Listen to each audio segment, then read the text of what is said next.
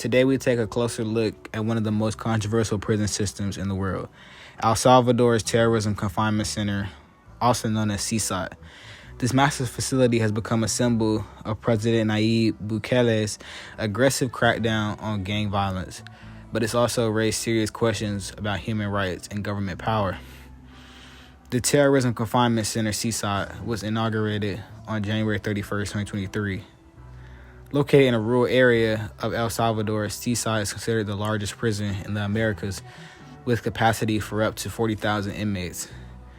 It was designed to hold high-ranking members of gangs such as MS-13 and both factions of Barrio 18 as part of Bukele's War on Gangs declared in March of 2022. In March of 2022, President Bukele introduced a national state of exception in El Salvador that suspended certain civil liberties. This move was supposed to bring security to a country that has long suffered extreme homicide rates caused by street gangs. But over the past year, Bukele's government has arrested over 65,000 people, 1 in 6 of whom the police force themselves estimate are innocent. International organizations have reported on wide-scale human rights abuses in the prisons.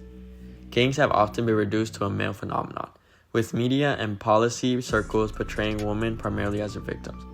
Countless testimonies support this view. Women have been forced into sexual relationships and forced into becoming girlfriends of the gang members. They have been raped and killed, with payments which have not been made. El Salvador has one of the highest femicide rates in the world. However, women have also been central to the survival and operation of gangs, with an engendered division of labor that often excludes them from leadership positions and charges them with support tasks. In the article, El Salvador prisons are notorious. Will they house Trump deputies? It talks about how Nayib Bukele, when first awarded the role to be El Salvador's 81st president in 2019, had already big changes in mind, wiping out the streets with all these affiliated members of gangs. He placed hundreds and thousands of prisoners who were affiliated with gangs in El Salvador jails, but there's some controversy on who to arrest when cleaning the streets of El Salvador. Arresting those with tattoos was a big stereotype. Most gang-affiliated men would have a symbol of the gang they belonged to tatted on their body, making it obvious that they were dangerous and not to be messed with. Nayib Bukele designed these prisons to treat these prisoners with the treatment that they deserve for doing all the danger in the country. Nayib Bukele limits the meals, the living environments, and also has strict rules. Doing this has caught a lot of attention around the world for El Salvador and Nayib Bukele, specifically from President Trump in the United States. Trump believes that those who are sent back to El Salvador should be imprisoned in these jails for the law-breaking activity they caused in the United States.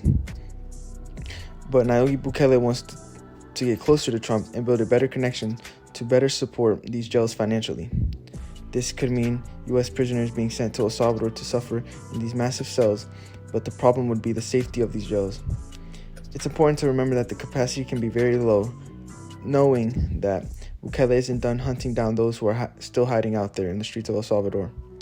A man who people didn't have much knowledge or expectations about has changed the country tremendously for the better, and some now idolize him for switching their countries upside down.